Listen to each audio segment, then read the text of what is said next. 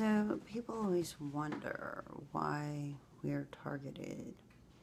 Well, lucky me, I think I have more than one possibility.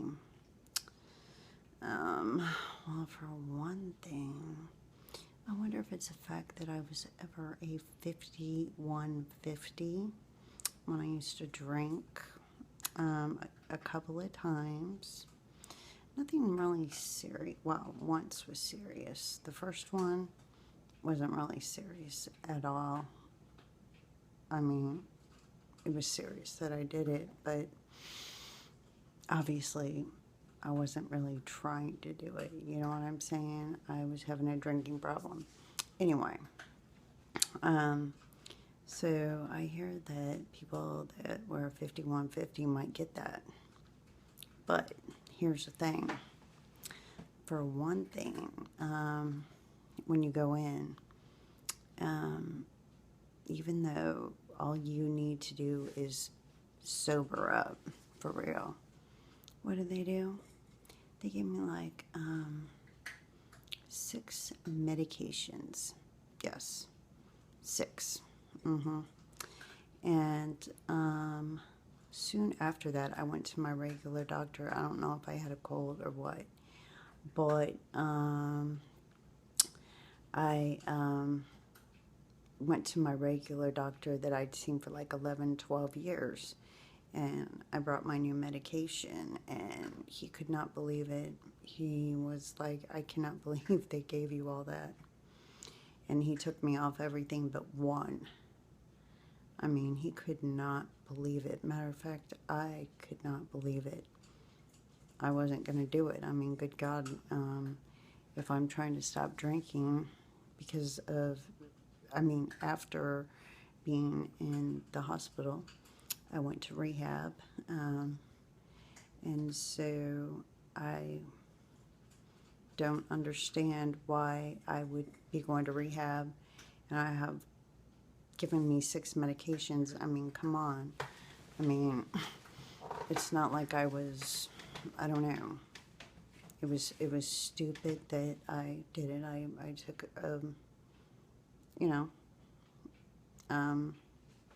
well, I'm saying it, so I took a few pills, but I didn't really take very many that first time because I didn't really want to die. What I wanted was help from drinking. Anywho, so they say that this whole 5150 might be it, right? But see, I haven't drank in 10 years and 1 month. I don't have any desire to drink. And since being sober so long, I noted that during that whole time I was being baited.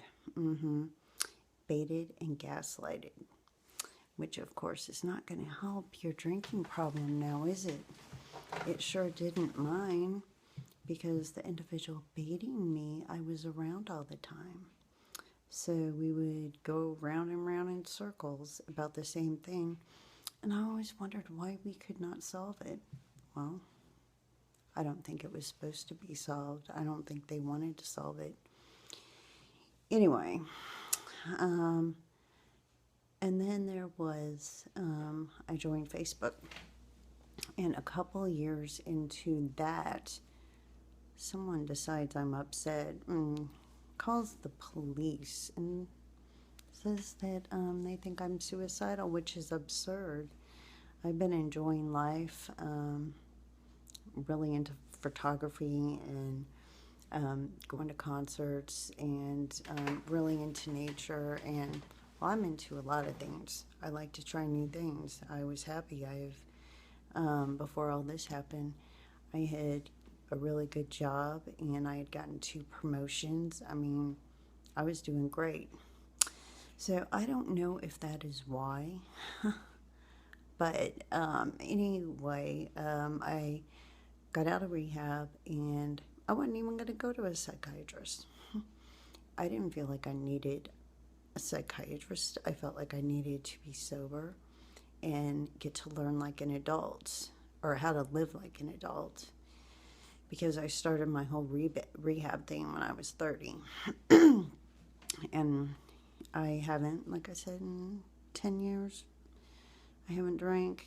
And I listened to the program completely, my rehab program. I'm not blaming them, but I don't think it should be standard procedure when someone goes into the hospital and has a drinking problem. It's common knowledge people do stupid stuff when they're drunk, right? And my mother had been dying, and I was in a dysfunctional home environment, a lot of baiting and everything from more than one person, but I didn't catch on to that actually until last few months. So anyway, like I said, I don't know if that's the reason, but I did go into, I went into and saw a psychiatrist and psychologist, just like rehab told me.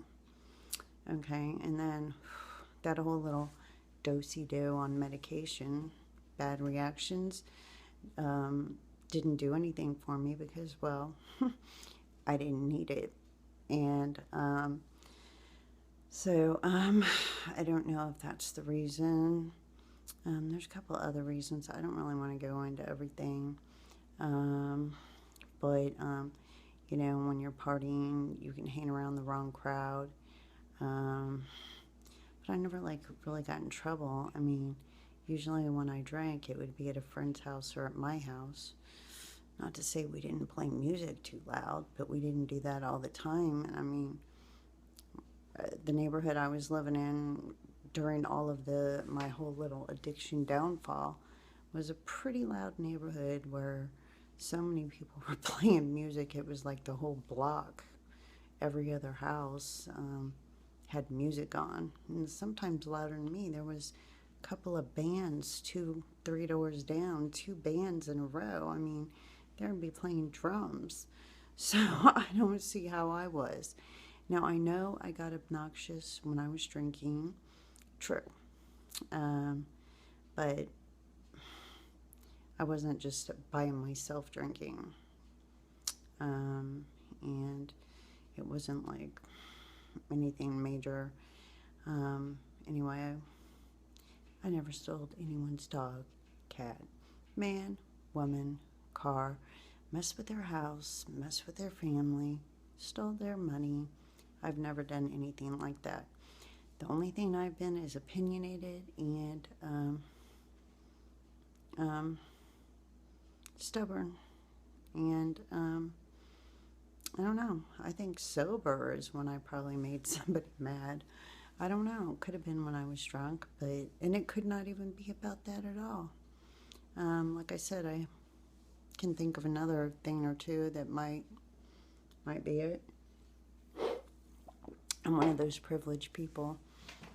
It's like Little Maze.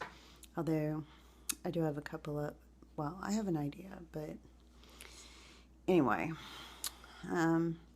So if that's the case, oh, and then one other thing, which if I was under surveillance, that made me look so much better, was in rehab and then with your psychologist, they tell you to share your story, right? They tell you to share your story to help people.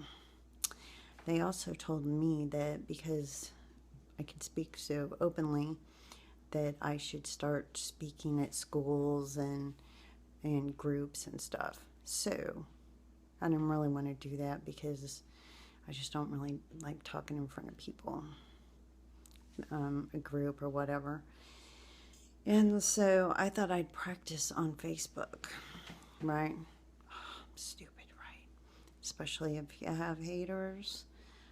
So I decided to share my little testimony and a few stories. Okay, now I think some people thought I was glorifying and bragging that time, which what is there to brag about?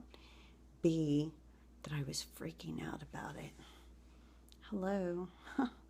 By the time I was late joining Facebook compared to most of the world. And by that time, I don't know, I was 3 or 4 years sober. I wasn't freaking out. The only thing that was bugging me was the reality of how mean the world really is. So, and I told my doctor that I don't have depression. What I had was system shock. What I didn't need was medication, although they are convinced that it could be dangerous for me to stop. Hello. My adverse reactions from their medication. And plus whatever else was going on around here, which I feel like maybe some kind of chemical or laced items while you're taking that. Matter of fact, I think that might have been going on towards the end of my drinking downfall or during the whole time, just to help bring my little addiction going. I don't know, but I don't know, just late night deep thoughts. But people always ask why, and I don't know. I was, when I did get sober, people, the way you act, if you start drinking, well, I didn't start drinking till I was, I don't know, 17, 18 or whatever. But when the age that you supposedly start really getting into partying or whatever, is when your emotional maturity stops. So when I was totally sober, when I was 36, I was basically sounding like a spoiled brat teenager, which some people would interpret as an adult with emotional problems. What I was emotionally maturity of a teenager, 16 or 17 years old, being 36. Now, I'm much better at that now, obviously, but it did take me some time.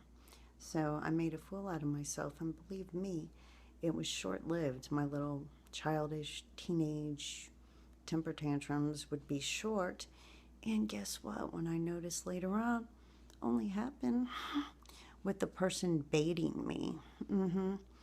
And like I said, I didn't figure this out for a while. I mean, just a few months ago.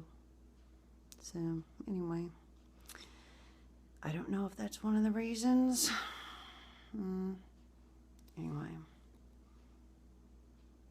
have a good night. Gosh, I am like terrible with this whole recording thing. So, have a good night. Well, morning, whatever.